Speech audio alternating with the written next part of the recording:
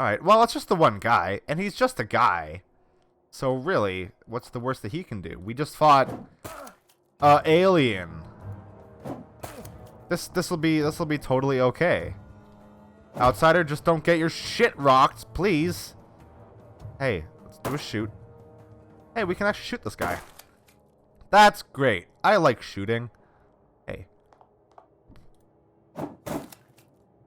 God, this guy is just gonna get fucked so hard. Just get fucking bodied, my dude. He's gonna bleed. Oh, no, I'm gonna kill him this turn anyway. Hey. Oh. Hey, please die. Thank you. Good on you. Good on you, mate. Good effort. I will take all of these things.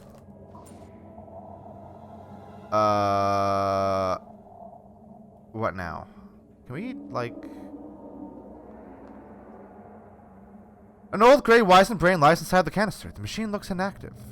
Wait, I can activate these, right? What's this one? And compared to the tissue with... Okay, that one's alien. That one's nothing, I guess? Hold on. Can we... We can't use that. Come, game. Let me click on the thing. Let's use... Where's the alien device? Let's use this. The brain canister is now operational. Whoa! It has been a while. Intoxicating sense of consciousness. Again, who has awakened me? Why? I am Bubusky. You asked me who I was, dude. Come on. Names are meaningless, even mine. I remember it was Alistair Fanning. Yet, those syllables are as good as buried fragments, deep in the layers of memory, fading, eventually. Only the journey remains, so I call myself the Starfarer. That is relevant to the poem. Starfarer? Peculiar. I've seen things, bedazzling, countless suns dancing to the celestial symphony, whirlpools of infinite devouring blackness walking through bodies, became other things, saw colors never thought to exist, traveled among a billion stars. For how long? Centuries? How old is this organ? Too old, perhaps. Fading like a dying star. Only the journey remains, the terror and the glory. I know this will sound strange, but I read about you in a poem. Strange? I have become the very essence of strange. You talk my earth tongue, a communication pattern long unused. I have arrived then, the future of my homeland, origin, beginning of my journey, and then, perhaps, the end? Tell me, youngling, tell me of now. Nothing left to tell. The world is gone. This is the end. An unhealthy clicking sound comes from the speakers as if the entity is having difficulties absorbing this dire statement. It is over then. No meaning, no chance to complete. You can see a wizened vein pulsating inside the ancient organ. To complete the circle, there's a line in the poem that asks for your last wish. You mean me? A wish? I'd wish to, yes? Kiss. The vocalization system kicks in abruptly. Kiss Anthony. Cousin Anthony, one more time, in the garden, inside the bushes. His kiss, it's warm one more time. Huh. Hey, Outsider has something to say about that. The Outsider approaches you slowly, but though his movements are decidedly unassertive, this is yet a rare sight to see. May I have a moment of your time? Sure. I've been walking your path for some time now, stranger. We have witnessed events which would have left the weak-minded shattered into 1,000 pieces. But to me, the most peculiar aspect of this journey is neither its unexplainable terrors or the cryptic mysteries. It is how you act towards my lonely self. What do you mean? I've been watching your kind from the shadows since I fell to this place. I've observed how people cling to one another. There are interesting nuances in human motivation that I have never seen in books. A man giving his only coat to his lover in the cold. It seems an innocent, altruistic action, am I right? It seems so. But isn't that particular man also proving he is strong enough to protect her? I can't help but see a selfish motive engraved in his behavior. I see your point. Or when a father gives the last of his rations to his hungry child, is he really making a sacrifice or securing his only chance of immortality by protecting his bloodline? People don't do such things knowingly. If it is not done knowingly, can you define the action as a noble one? The creature closely observes your reaction. Whenever I look into the ashes of your society to find some good, I cannot avoid seeing the perpetual selfishness lurking close beneath the surface.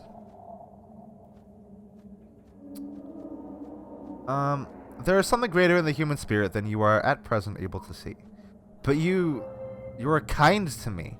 I am aware that my knowledge has uses, yet I see you facing simple folks' pity too often by walking alongside me. You carry this burden, but still treat me kindly.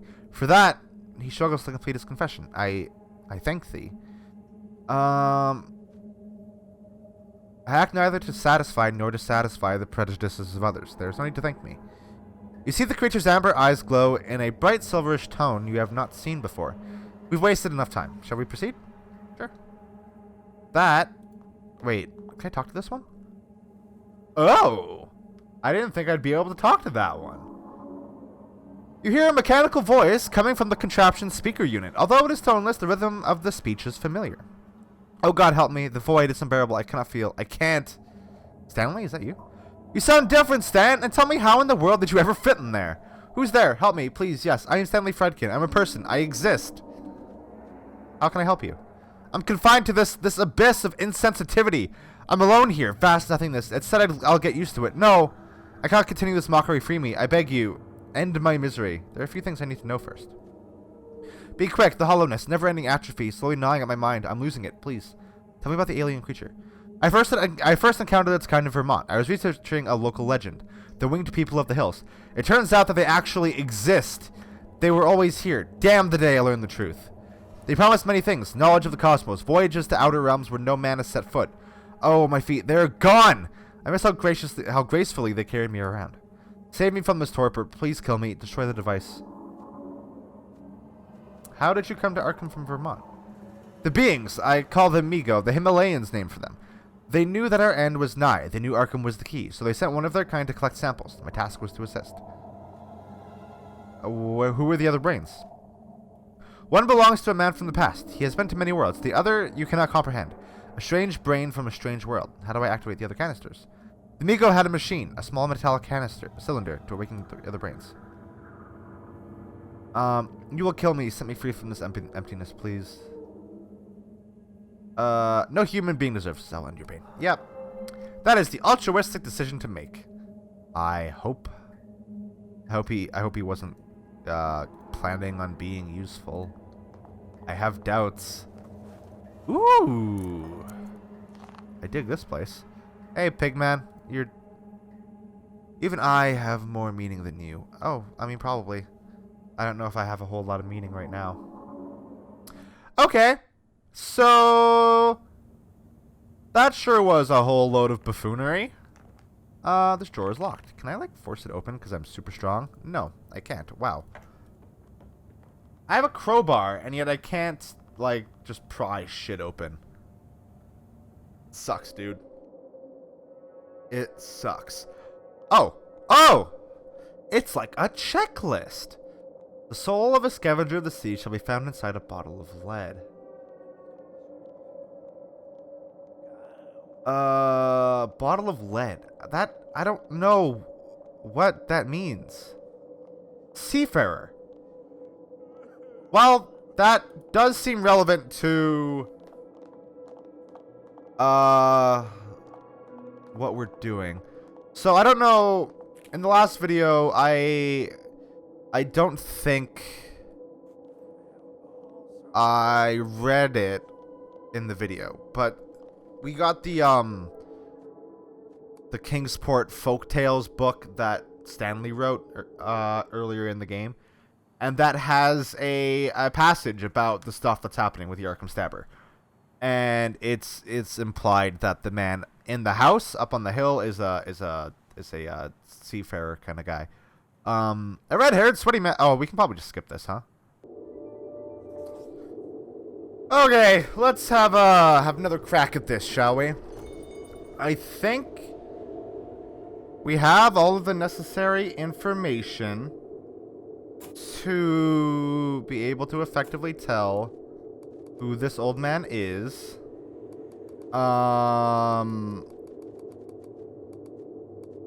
For the sake of being safe, so I don't think My reading it early triggered the quest. There we go. Okay. Now, face the murderer in the I know everything. Hopefully. I think I know everything that I need to know for this. I think. That's a big think. It's a hard think, not a soft one. Knock on the door. Continue. You are the Arkham Stabber. Fair enough. Shall we begin? Kingsport. You're not completely clueless, eh? Speak to this. Speak me this. Whose blood has been spilled? Oh, shit. Salvador, Julian, Abraham, Keelan, and Salvador. Abel, Julian, and Keelan. Belonged to that wretched lot in life, but remembered afterwards, eh? Speak me this. What instrument was used? Pirate cutlasses? Aye, with cutlasses they were slain. Now say, why did the slaughterer kill? In retribution for stolen gold. Once I knew a maid who became lustful upon seeing gold. Got all wet and slobbery, if you know what I mean. That shiny thing plants a dark desire in men's hearts, eh? Speak me this. What is the true name of the slaughterer? I don't have that information. Sometimes 'tis wise to hide what you know, and sometimes 'tis wise to admit that you don't. Speak me this name. Speak me this then. What name does the slaughterer go by? The terrible old man. Come in, cabin girl. This, I believe, is the old man we saw sitting at the bar earlier. I think. Because he referenced Nodens. And Nodens is one of the legends that was referred to in the book. Yeah. Yep. The man you see before you is none other than the queer old man who you spotted talking to his bag in the old eel. Good. Still here. Now, aren't you ashamed of accusing an old gentleman like myself of such a foul deed? He gives out a disturbingly vulgar laugh. Heh, I's fooling with you, cabin girl. I always enjoyed some good old manslaughter. It gives a kind of relief, you know? Taking an adversary out of the game, one less bastard to worry about. Makes the bloody world a nicer place for a sea dog like me. But Marcel wasn't behind the slaughter of those wretches. He points to the specter floating nearby. It was Cheatin' Logan Dawkins and the other scum. See, I was their captain once, but they stopped listening to me a long while ago. Up until this bloody moment, they've been talking my head off. Greedy bastards they are. Asking about their share all the time, the gold that I promised, the gold that I never gave, but they were fools, you know? There are things that every bloody sea dog keeps in mind. Like, you better know the ship what you're boarding. Like, your captain's orders may mean your death. 'Tis a tough trade, and we set sail knowing that. So, when things go ugly, we real sailors don't pool around like that sissy over there what thinks himself a bloody corsair. The spectre continues to gaze at the old man with a silent, burning hatred. What? The old man addresses the entity as if it has just spoken. Oh, shut that bloody trap of yours, Dawkin. Your pals are all gone now, and look how weak you are. It seems those grumpy old gods have other plans for you, and who knows? Perhaps myself, too. Nodens might even allow me to enter the turquoise palace. After all, I belong to the sea more than any place else. Why does that one remain? The terrible old man glances at the faded shadow that was once Cheatin' Logan Dawkins and spits at his feet. The thick phlegm passes through the specter's feet to spatter the floorboards. 'Tis simple. He hates me even more than he loves his gold. He's still hoping to get me, but look at the useless scum. A jellyfish is more dangerous than Dawkins now. He should have left with his friends. So you think the murders are over now? With Keelan dead and all. You know what, cabin girl? I never liked it in this rotten city, so no one can hold me here. My damned crew are gone except Dawkins, and he's in no state to pick his own teeth, let alone be stabbing a fellow. So I reckon we can say that bloodshed is over. Yet, the old man grins. There's still much blood to be spilled in this damned place, and I can't say I envy you. Nodens, I remember you mentioning him before. Then you know he's the Lord of the Deep. The seas of the world belonged to Nodens until the world was ruined by the old gods. Now, those things. For the first time, you read fear in the old man's eyes. They corrupt and shatter and devour until little animals like us can find no place to belong or simply to be. The sleeper is awake now. He spells the name in an ancient tongue, Cthulhu. And he walks in between all these strange realms. The cult also seems to worship this Cthulhu. Is that what rules over Arkham? I can sense Cthulhu's presence here like I can smell gunpowder from 100 yards away. And I'll tell you one thing. The former is by far the most dangerous. Gunpowder will grant you a clean death, but the great old ones, the things they do to your mind, They rape your will and torture your hopes. Speaking of which, I better take my leave. You asked me about the Dismal Man before. Is he a servant of Cthulhu? Oh, did I? My mind isn't what it used to be, cabin girl. This fellow you mentioned, he must be a nasty one, eh? Then perhaps you're right. Gods have uses for such messengers and envoys, if himself is one of those. If the world was destroyed, what are we doing here? Oh, that is a bloody riddle, isn't it? An intriguing but also terrible, terrible riddle. One for which I'm happy to not have to answer.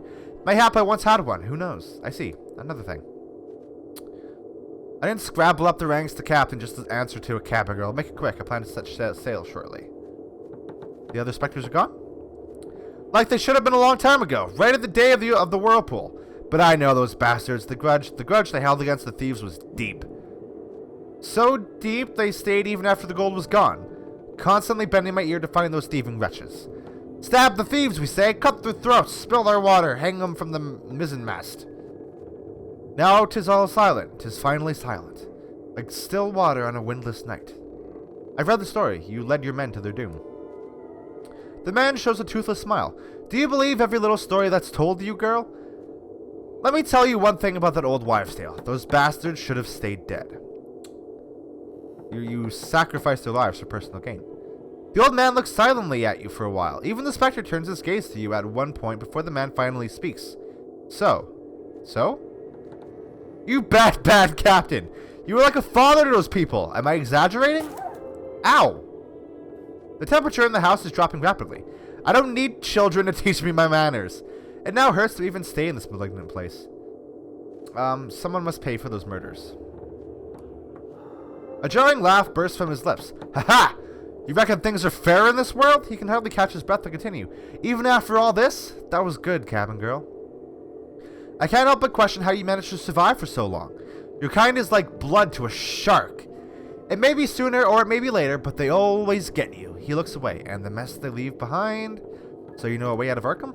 I don't want to be a bad captain, cabin girl, but there is no berth for you in the boat that I'm taking, even though you gave me some nice entertainment along the way. The old man looks at you with his fiery eyes one last time. I tell you to farewell, but I know there is no chance of that. Then he turns to face the door without another word. Are we just gonna let him leave? Wait, what? We just let him leave. The outsider looks to you where the bottle of lead sits waiting on the terrible old man's table. To breed such an undying grudge for the sake of a few metal trinkets, a dispute that already caused their ultimate damnation, it's hard to swallow. Greed is a dangerous thing. Your kind is also dangerous, whether dead or alive, stranger. Yeah. Sure it is. It sure is. Oh, cool! Damnation to stone. Okay. Oh, we got some cool stuff, though. What's this? Oh, level. Okay. That and that. And then I wonder if we can get something real good. Real good. Okay, the skills I don't think are very good. So we'll skip out on those for now. Slaughterous seems good if I want to use the baseball bat, but the baseball bat also uses way too much AP. Dodger might be good. Yeah. It's just straight up increasing my defense. Yep. And melee. Occult. I really wish I could make use of my party members' like skills. It would be fucking great. Okay. What does this seashell do? What enticed you to pick this up, even more so than its mesmerizing facets, was a deep but vague hum resonating from within, as if the object was singing some forgotten hymn. Hey, let's equip that. We'll keep the rifle, but I wonder what that is, or what it does. Ooh, it uses lead shot. That's pretty fucking cool. Okay. Well, I suppose we're done here.